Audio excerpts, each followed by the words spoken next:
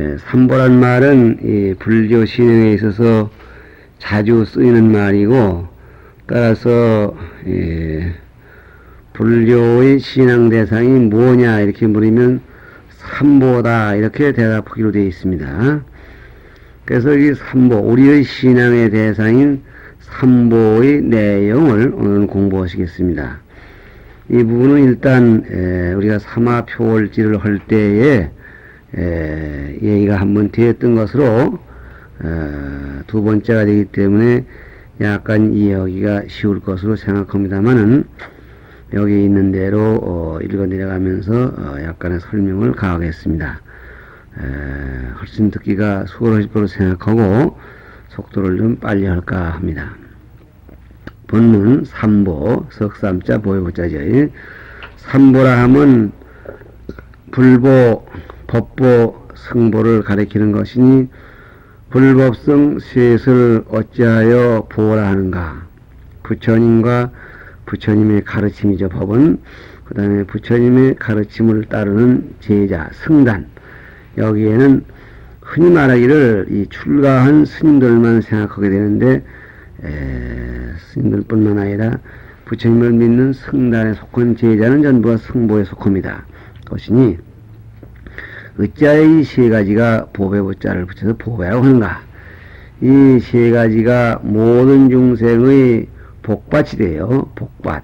한자로 하면 부옥복, 밭전, 복전이라고 합니다. 복전을 번역해서 복밭 그랬네요. 곡식밭에다가 콩밭에 콩을 심어서 콩이 나오고, 벼밭에 벼를 심어서, 벼밭은 없겠지만 변원에 벼를 심어서 벼가 나오는 것처럼 이 복스러운 대상에 우리가 복스러운 일을 하면은 복이 생긴다 해서 복밭 그립니다.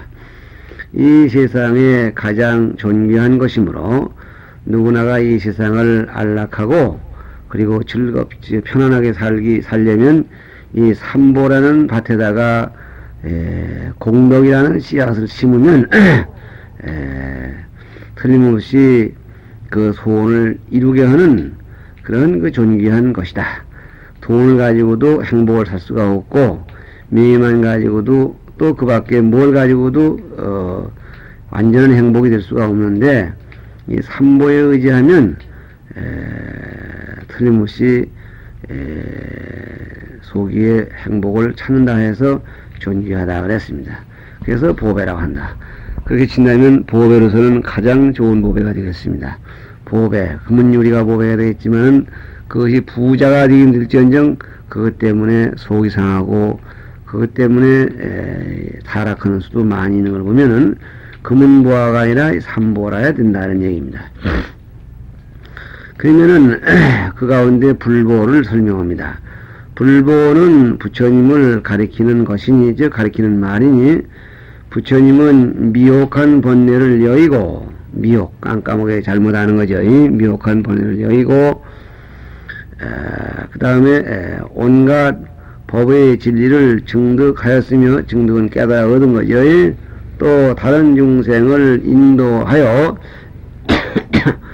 진리를 깨닫게 하여 자각하고, 스스로가 깨닫는 게 자각입니다. 그 다음에 각타, 다른 사람을 깨우쳐준다. 각타하는 두 가지 행을, 자각과 각타죠, 완전하게 성취하여 모든 세간에서 가장 원만한 인격을 소유하였으므로 불보라 한다 그랬습니다.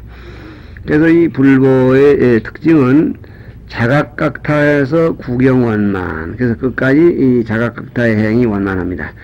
자기 혼자만 알고 남을 깨우쳐지는 일이 부족해도 안 되고, 또 자기는 별로 아는 게 없으면서 남을 깨우쳐 주느라고 이 추척되는 그런 것도 원만한 인격이 될 수가 없습니다.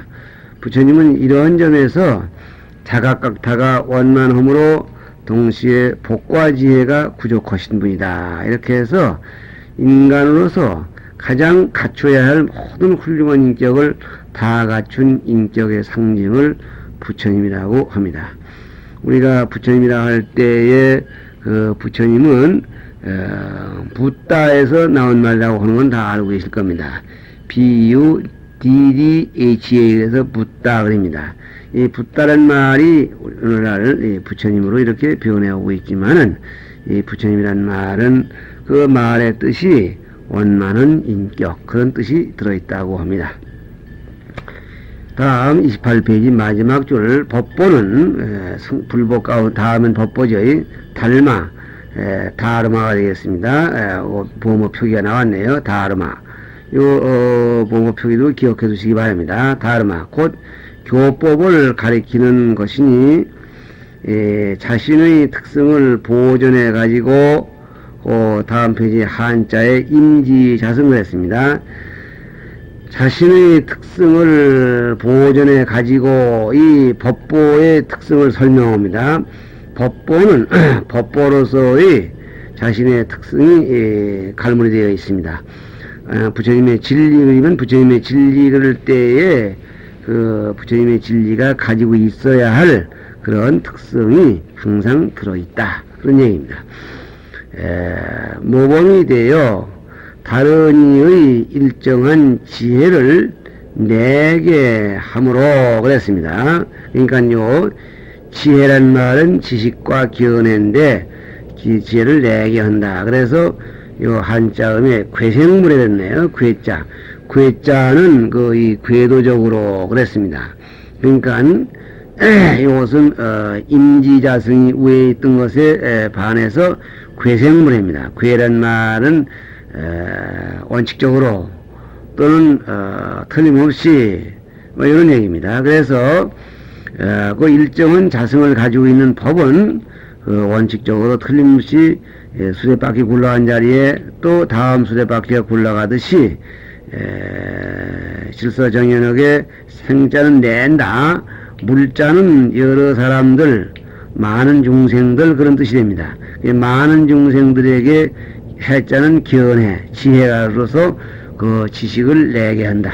즉 아르마를 내게 한다. 그런 얘기입니다. 그러니까 임지자성은 법 자체의 실체를 얘기한 것이고, 괴생물에는 그 법이 나타날 때에 그 나타내는 하나의 그 효능입니다. 그러니까 가령 우리가 쉬운 얘기를 할 때에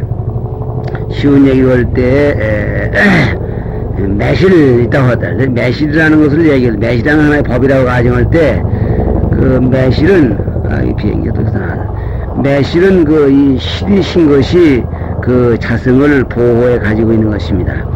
그런데 그 매실이라는 것이 눈앞에 나타났든지 매실이라는 말을 하든지 하면은 그 말을 듣거나 그 물건을 본 사람들에게는 이 매실이라는 것이 아무런 그 작용을 하지 아니하되 입에서 신침이 벌써 돌게 합니다. 이것이 매실이 가지고 있는 이 효능입니다. 그래서 이 부처님의 진리 그럴 때에 그 진리가 가지고 있는 자성이 우리로 하여금 착한 마음을 가져야지, 악한 마음을 버려야지, 또 뭐 부지런히 노력해야지, 이러한 견해를 내게 합니다.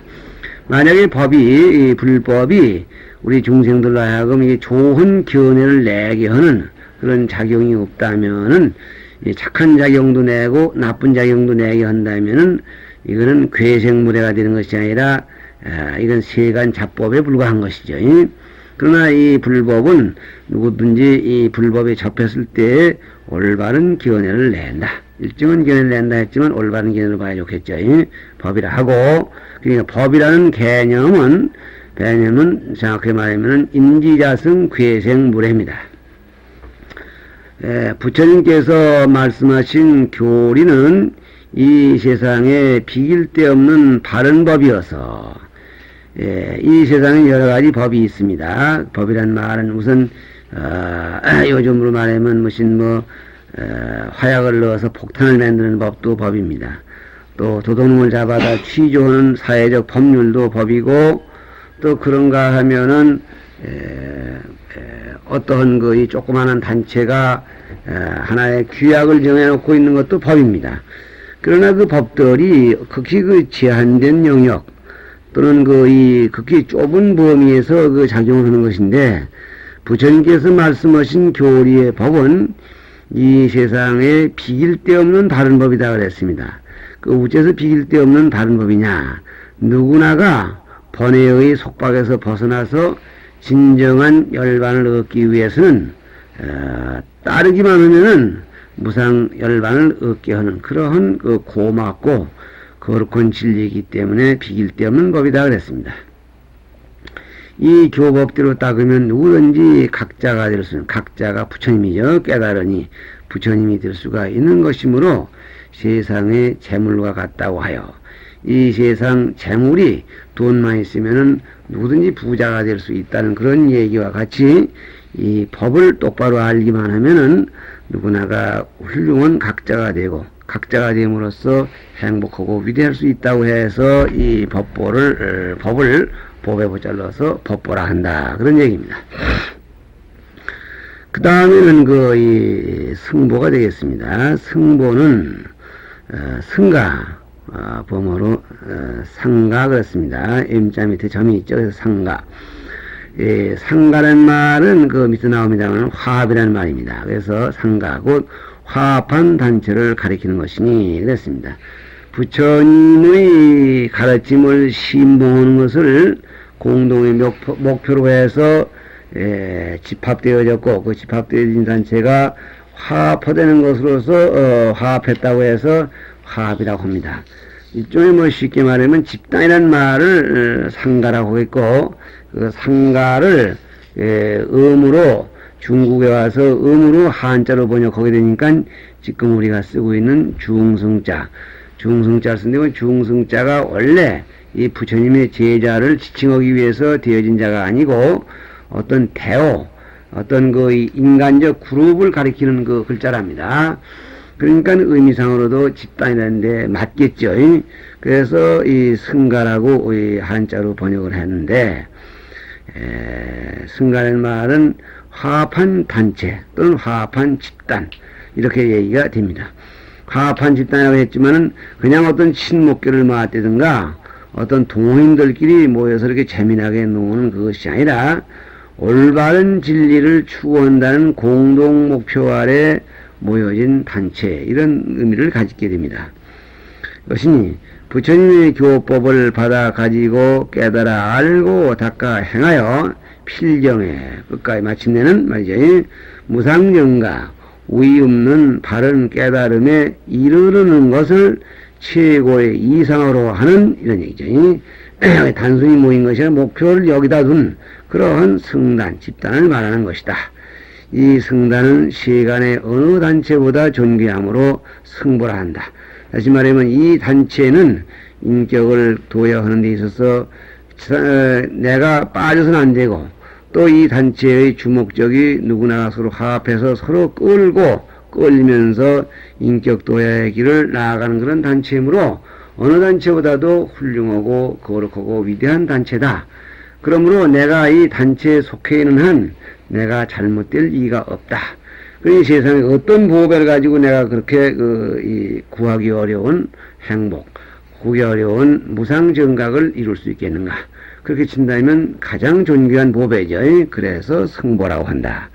우리가 지금 귀승할 때, 승가에 귀한다 할 때, 그렇게 볼 때 이 승가는 나 자신도 불교 교단에 귀하는 사람이고, 또 저 사람이 승가에 귀한다 할 때 내가 저 사람이 나에게 귀한된 말도 되고, 또 내가 어쩌면 내 자신에게 귀한 말도 되는 겁니다. 왜냐하면은 나 자신이 승가이기 때문에.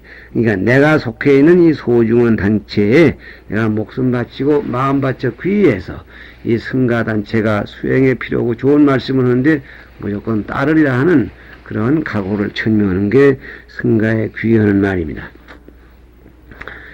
그러면 그 다음에 이 삼보에는 이렇게 이제 삼보를 하나하나 이제 풀어놓은 다음에는 삼보를 다른 형태로 봅니다. 삼보에는 세 가지 구별이 있으니 세 가지는 주지삼보, 별상삼보, 동체삼보를 말하는 것이다 그랬습니다. 삼보가 불보, 법보, 승보라는 것은 이미 말했는데, 이 삼보를 유형으로 나누어서 세 가지 형태의 삼보를 말합니다.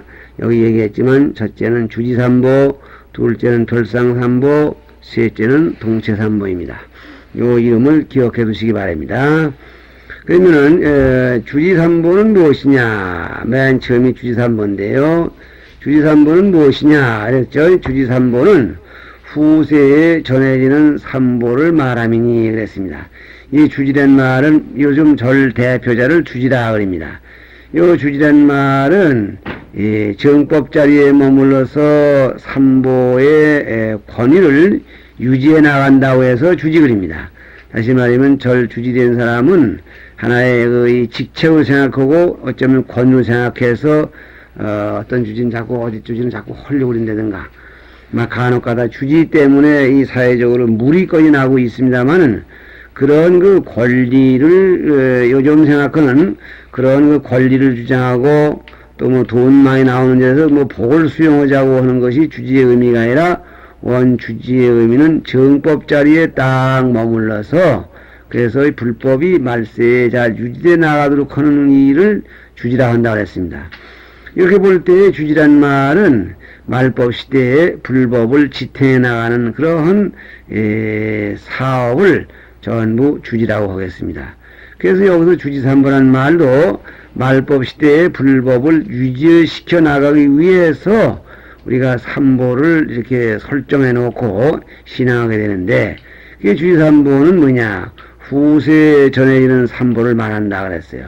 요즘이 후세입니다. 부처님 돌아가신 지 얼마 후세된 일이 오늘날 이런 날에 우리가 삼보 그럴 때에 극히 형식적인 것이 되겠습니다. 뭐냐면은 금속으로 붓거나 나무로 조각하거나 돌로 다듬거나 흙으로 빚거나 또 채로 결러서 조성한 등상이나 그랬습니다. 여기 지금 그 나무로 조각하고 흙으로 빚는 걸 이해하시겠지만 채로 기원된 말은 지금 얼른 이해를 잘 못하실 겁니다. 이건 무슨 채란 말은 이 쌀이가지를 채라고 그러죠. 옛날 말로. 이 쌀이가지를 쪼개고 칼에 쪼개서 그것을 마치 광주리 만드는 것을 이제 채로 겨룬다 그러는데 옛날 분들은 이 나무로 조각하기도 어렵고 이제 그럴 때는 그 이 채로다가 쌀이까지 이렇게 쪼개서 광주리 어듯이 얽어 올라가면서 사람 앉은 모양으로도 결고 사람 쓴 모양으로도 결어가지고 그 채 위에다가 옛날 종이 지금도 종이로 그거 됩니다만은 종이를 물에다 푹 삶아가지고 그래서 풀에다 개서 더덕덕 발라가지고 귀 있는 데는 좀 조금 더 나오게 하고 또 뭐 코가 좀 쑥 나오게 하고 또 뭐 이렇게 얼굴 부분을 뭐 몸 부분을 갖다 이렇게 그 조각미를 좀 거기다 가해가지고 거기다 채색을 해서 불상을 조성하는 겁니다. 그러니까 채로 결러서 조성한 이런 것들을 뭐 등상 그립니다. 등상 부처님의 불상 그릴 때의 불상에는 두 가지가 있는데 부처님은 입체적으로 이렇게 조성해내는 것을 등상 그리죠. 그런가 하면은 천이나 종이에 그리거나 수를 놓아서 조성한 태화 이건 지금 그 화상입니다. 등상이라 그림으로 모신 불상이죠. 이건 말하면 평면적인 그런 불상입니다. 그런 태화 같은 태화 부처님 그림을 태화라 그립니다. 세상 사람들은 이렇게 부처님이나 또는 그 밖의 성인들을 그림으로 이렇게 그려 나타낸 것을 화분 그리는데 화본이라는 말은 그림화 책본 그래서 근본본 그래서 그림으로 된 책이다 뭐 이런 얘기가 되는데 이 불교에서는 이걸 태화 그립니다. 그러니까 수를 놓고 나서 평면적인 이런 불상 같은 것은 불보요. 그러니까 부처님이 우리가 지금 이 돌로 깎거나 종이에 그린 것이 절대로 부처님이 될 수가 없겠지만 이 말세 사람들이 불법의 형태를 유지하기 위해서는 그게 부처님을 조성에 모셔놓고 그 앞에 부처님께 절하는 그런 기분을 10분 내는 것입니다. 그러니까 이런 형식적인 불상이죠. 그 다음에는 천이나 종이에 쓰거나 판으로 박힌 경전 그랬습니다. 우리가 지금 종이에다 책을 베끼거나 인쇄를 하거나 이런 얘기죠. 판으로 박히는 인쇄죠. 종이에다 붓으로 쓰거나 또는 판으로다 이거 뭐 새겨가지고 거기다가 책을 찍어내거나 이렇게 해서 만들어낸 그 경률론, 경전 곧 경률론, 경전 그럴 때 그 내용은 저 위에서 말은 경률론이 되겠는데 경률론의 3장은 법보요. 그러니까 이럴 때 그 법보는 요컨대 문자로서 기록된 하나의 불교 서적이라 이런 말이죠. 불교 서적들 그걸 모두 망라해서 이걸 법보라 그럽니다. 법보는 원칙적으로 부처님의 깨달으신 내용으로서 그 법이 임지자승하고 괴생불에 하는 것이라 해야 되겠는데, 그 임지자승 괴생불에 하는 법은 꼭 이 종이에 쓰거나 무슨 판에 박힌 것이 아니라도 가능하지만은, 우선 우리 말세 우리가 불법을 형식적으로 유지해 나가기 위해서는 이러한 절차가 불가피하다, 이런 얘기입니다. 비구 비구니 식차마나 그랬습니다. 식차마나 그랬습니다만은, 이 식차마는 비구는 남자 신임이고 비구는 여자 신임인 건 잘 아실 거나, 식차마나라는 것은 이 여자 신임이 되기 위해서 처음 절에 들어와서 삼인의 과정을 겪고 중간에 비구니가 되기 위해서 공부를 좀 더 하는 과정을 식차마나라 그런다 그랬습니다. 그래서 이 식차마나, 그 다음에 삼인은 남자 신임이 되기 위해서 처음 들어온 어린 사람, 삼인이는 여자 신임이 되기 위해서 처음 들어온 어린 여자들, 이 어떤 것을 삼인의 승단을 승보라 한다. 그러니까 이 말세의 불법을 유지하는 주지삼보 입장을 보면은 저희들 같이 이렇게 내용은 아무것도 없지만은 우선 겉모양으로 머리를 깎고 장삼을 입고 있으면은 이것을 승보라고 이렇게 말하게 되어 있습니다. 그래서 그 옛날 저는 말로는 어떻게 말하냐면은 니소목조가 불보요입니다. 진흥이 비질소, 초하루 삭자 밑에다가 흑토운자죠. 조소라고 해서 니소목조, 진흙으로 빚거나 목조, 나무로 만든 것, 이것이 불보고, 그 다음에 황건적축이 법보요 그랬습니다. 노란 두루마리에다가 빨간 축대, 그러니까 옛날에는 그 책을 읽어야 되는 것이 이렇게 방책으로 되어 있지 않고 두루마리로 되어 있었다고 합니다. 두루마리. 그러니까 긴 이 지다만한 종이를 가운데 방매를 하나 넣어서 뚜루루 말아서 이렇게 뭡니까? 이렇게 한 줌이 될 만한 부피가 되면 그걸 갖다 한 권 그리죠. 이 권짠 두루루 말권짜니까 그게 두루마리 한 권인데, 거기 이제 불경은 그 표지를 겉모양을 누렇게 했답니다. 그것은 중국에서 후한 때에 불교가 처음 들어와가지고 얼마 있었어. 있다가 그 도교하고 불교하고 이제 시합이 돼가지고 불교의 경전을 불에 태우는데 타지 않고 누렇게 끄시기만 했다. 그래서 그 다음부터 불경을 누렇게 한다고 해서 황권 그리면 이건 불경입니다. 근데 그 후에 이제 이 책가루를 누렇게 하는 풍속이 생겼다고 하는데, 그래서 이 축은 뻘겋게 그냥 했던 거예요. 그래서 황권적축, 그건 법보고, 그 다음에 방포원정이라고 해서 사방이랄 때 모방자하고 써보시죠. 사방이라는 모방자하고 소매포자, 오디변에 쌀포자, 도포포자라고 그러죠. 방포원정. 소매가, 장삼소매가 네모반스터죠. 네모반스터는 그 장삼소매의 원정, 동그란 정수리.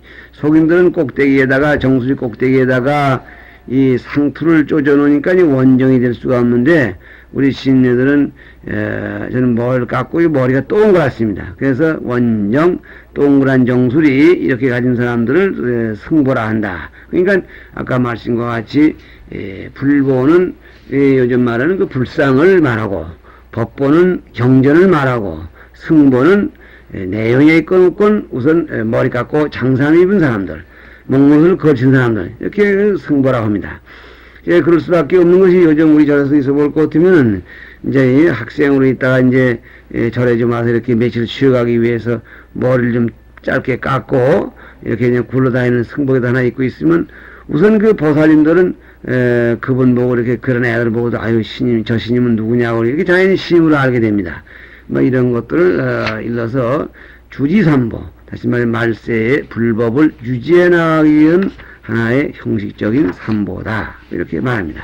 승보라 하나니 30페이지로 넘어갑니다. 이러한 법에 의지하여 삼보가 주지함으로, 즉 이 세상에 머물러서 유지됨으로 주지삼보라 한다. 그렇습니다.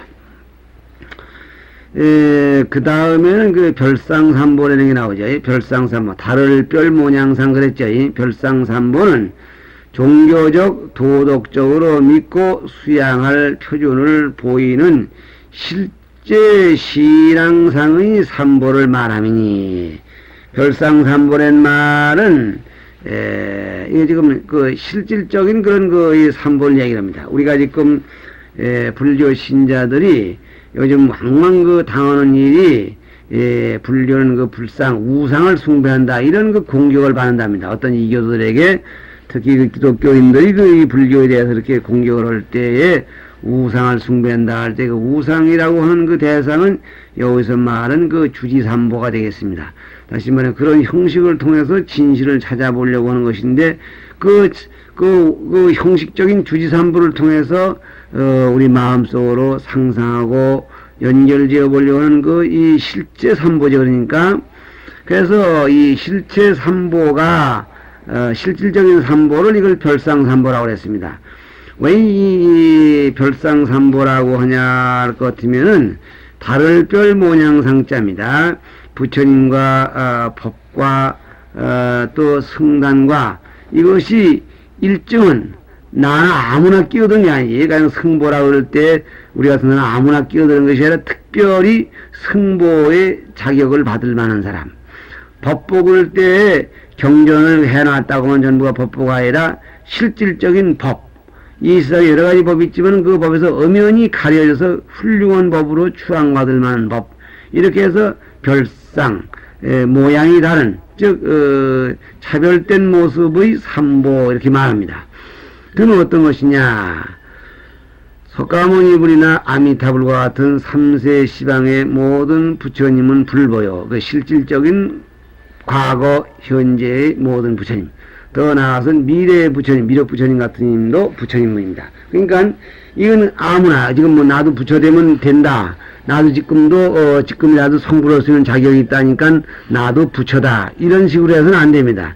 실제로 부처님 자리에 올라서 특별히 부처님으로 추앙받을 만한 그런 분. 이게 별상삼보로서의 부처님입니다. 그러니까 주지삼보로서 우리가 추구하는 부처님은 이 별상삼보의 세계죠. 그 다음에는 여러 부처님이 말씀하신 사제 12년 육도 만행의 온갖 교법과 했습니다. 사제는 요 밑에 나오는 네 가지 진리라고 해서 이걸 우리가 일명 사성제 그러죠. 이 사성제. 이 사성제, 이거를, 이런 진리, 고진멸도, 이런 거라든가, 또는 12년, 고진멸도를 좀 더 자세히 풀이한방법으로서 12년이 있는데, 12년, 무명행, 식명색, 육입해서 반야신경에도 무무명, 영무명이라고 했습니다. 그 12년, 우리가 지금 어떻게 해서 생로병사를 일으키고, 어떻게 해서 생로병사에서 벗어나냐 하는 그런 연관적 관계를 보여주신 12년과, 그리고 육도는 육바람이죠. 보시지계인욕, 정진선정, 지혜라고 해서 육도, 그리고 육도를 기준으로 해서 보살이 행해야 할 만가지 실질적인 보살의 행, 보살들이 행한 행, 보살의 만행은 여러 가지가 있겠습니다. 혹은 지금 짐승이 되어서 중생을 구제하시기도 하고, 혹은 지금 이 남자, 여자가 되어서 보살이 돌아다니면서 중생 교화하시는 그 거룩한 행을 모두 만행을입니다. 그러면 육도 만행의 온갖 교법과, 그리고 부처님이 깨달으신 우주의 진리와 그랬습니다. 부처님이 깨달은 실질적인 그 진리의 세계죠. 세계와, 그 다음에는 그 삼성학인이 수행하는 방법과 성취하는 과법은 법보요 그랬습니다. 삼성학인, 삼성은 뭡니까? 삼성은 성문, 연각, 보살, 이렇게 해서 삼성을입니다. 성문성, 연각성, 보살성.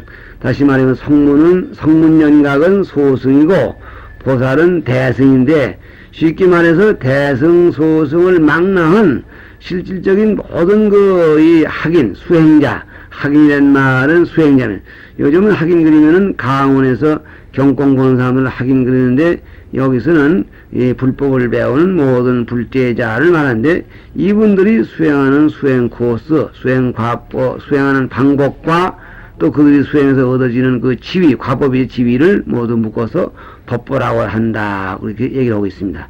여기 잠깐 쉬어야 되겠네요.